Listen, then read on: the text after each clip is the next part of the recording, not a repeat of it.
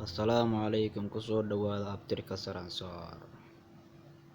Saransoor wuxuu u kala baxay afar dhagoodiya masare ciise angal jecel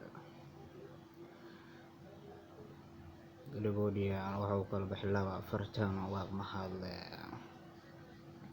wuxuu u kala baxay saddex geelible midimaal iyo xirmaxer wuxuu u kala baxay axmed labara yuusuf yaabeen iyo walaal jecla labara wuxuu u kala baxay baydhisla abrisha iyo cabdulwaaq yaabeen wuxuu u kala baxay raaqi gaawa iyo deres gaawo wuxuu u kala baxay dhumaal jibraa'iil yabar iyo aadan